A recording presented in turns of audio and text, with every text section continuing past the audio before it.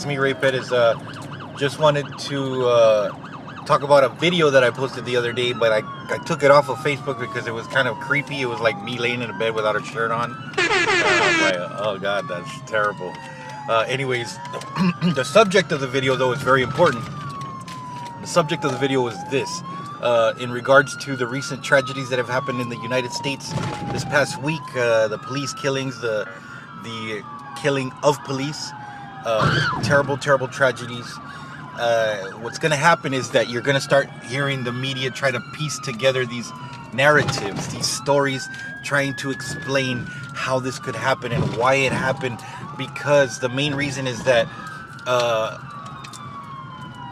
we don't want it to be something that connects us to it. We don't want the reason to be something that we partake in.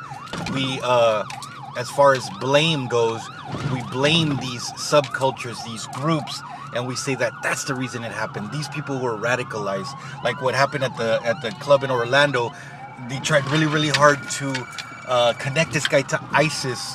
You know, even though he was American born, American bred, right here, product of our culture, just like you and me, you and I. So that's not something that the media wants to propagate. You know, that's not something that they want to get around, that something is wrong with our country. Nobody's ever going to want to admit that. So what they're going to do is they're going to try to make it something outside of us, a force outside, something that's foreign, something that's alien. And so you'll see them doing it right now with a black veteran of the U.S. Army, a veteran of Afghanistan. He murdered 5 cops in cold blood with like tactical precision, you know what I mean? And right now, I even heard it on an NPR story today. They're trying to piece together what could have radicalized him. And, you know, they're searching through his journals, his emails, his Facebook posts. I mean, they want to find... Oh, I'm running out of gas. But I'm home, so that's good. They want to find something that's going to make him seem like he wasn't one of us. That this could not happen to us. They don't want to blame one person, because if they blame one person and say, oh, it was just one person, this was a fluke, well, then that implicates all of us, because we're all people. That means any one of us can flip any one of these days, and they don't want to tell you that. So they're not going to get even close to that story of, one shooter, oh yeah, it was the lone gunman. Yeah, obviously it was a lone gunman, but they want to pin something on the lone gunman that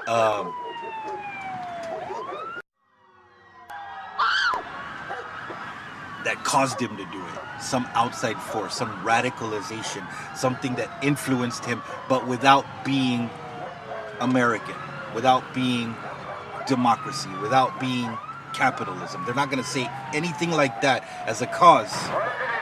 So just keep an ear out, because narratives are what propel. Narratives are what guide people. We believe something, we hear a story, and if we believe it to be true, then we become a part of that story and we live our lives according to that story. That's the power of narratives. That's the power of story, and that's why media is so powerful. That's why music and movies and news and Facebook and social media outlets, very powerful. This is not an indictment on police. This is not an indictment on black people or white people or brown people. This is an indictment against corruption, the system that is broken, but it's working perfectly because it's designed to do exactly what it was supposed to do, and that's siphon all the world's resources and profits to the top of the pyramid, while the rest of us are down here, poor, broken, fighting, and working just to survive. Think about it. Peace. We've had somebody just run there. They're running across the street. The vehicle is still in gear, and there's a person running across the street through the yards. We've got police officers there. There are canine units that have been dispatched here. You can see him going back across the back there into the back behind those trees, and I've kind of lost him in the trees. Now he's over by